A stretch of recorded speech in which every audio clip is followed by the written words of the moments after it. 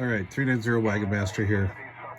So this will be the final video on this little project here with the DIGI SCAN working very well on the 510D here. What a combination. I love the selectivity of this radio. This is probably my favorite 858 chassis that I've used to date, and I've got quite a few 858 chassis sideband mobiles, and I'm telling you right now, in my opinion, I think this has probably got the best receiver. It's not the, I don't really think it's the prettiest radio in the world, and I wish that this was an RF gain instead of a dimmer, and this is the RF gain, just a 2-position high and low.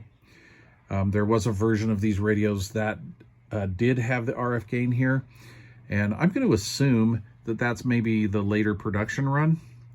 Not quite sure. Anyway, everything's looking good. I am a little embarrassed though. I lost the 2 little screws here for the bottom of this, and I have no idea what happened to those. Maybe the DIGI SCAN gremlins got me. So what I do when I tear a project apart, I don't care what it is, I use my little parts cup. And so all of my screws, knobs, and everything go in there. All right, so I don't lose them. Anyway, I lost them. I don't have any hardware that fits it. They're kind of a funky size. They're really long. And anyway, so I'm gonna have to run up to Ace Hardware, and I'll just take the clamshell off and run up to Ace Hardware and get something that fits in properly. Yeah, Ace will save the day. Ace Hardware nationwide overall has probably the best hardware selection of any place ever. I mean, in Washington and Utah, it's always been that way. Ace Hardware is just definitely the place to go. So when I need hard to find hardware, that's usually where I'll go. I mean, they even have like body bolts for Toyotas and stuff. So the little speed nuts and all that. So anyway, I'm really happy I did this. From a dead cold start to fully warmed up. That's after monitoring and talking for a few hours. The radio itself, without the DIGI SCAN, drifted barely 100 cycles, and it has not changed with the DIGI SCAN. This is a PLL synthesizer, so it didn't add any drift, and I wouldn't expect it to. But anyway, it's very, in case you guys aren't familiar and you think it's a VFO or something that's going to drift around, it does not do that. It's not like a little Glen 326G or any kind of an outboard VFO. So anyway, it's pretty darn rock solid. Yeah, I'm very happy. This has been a fun project. I look forward to doing another one. I want to put a DIGI SCAN on my Cobra 2000 GTL, and being that I've never done one of these before, I didn't want to just throw this one on the 2000. I'm really critical of what I do to the 2000, but I got to get that crystal modification out of there with that big goofy knob. It's just terrible. It's a terrible way to do a mod on that.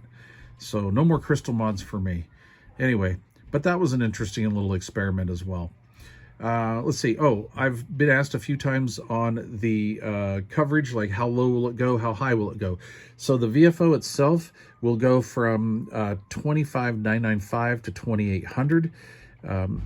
In the instruction manual, it states that these 858 chassis will go down, if they're properly aligned, and this is, to 26,150.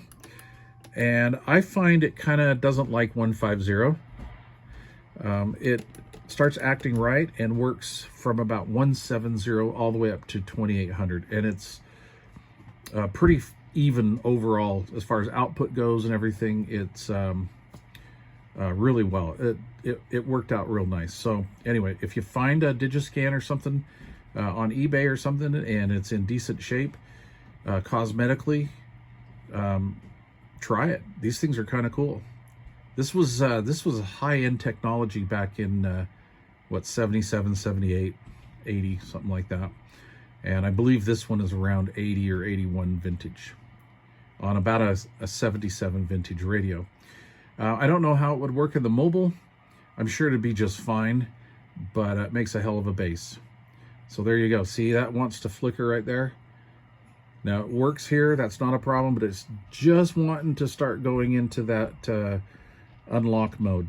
Now I never go down this low anyway, so I'm not worried about that. This is usually about the lowest I go to receive. This used to be an FM call channel. We used to work a lot of Europe on FM here. Again, I never come down here.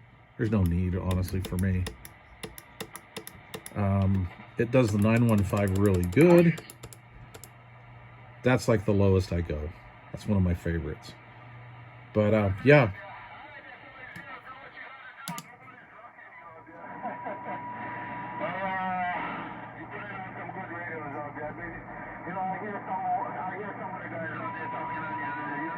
Yeah, I really like the receiver of this. Very selective radio. Anyway, so that's it. So from about 26,170 to 28 is the, I keep wanting to say frequency response, but usable bandwidth. And yeah, nice little piece. All right, thanks for watching. Later.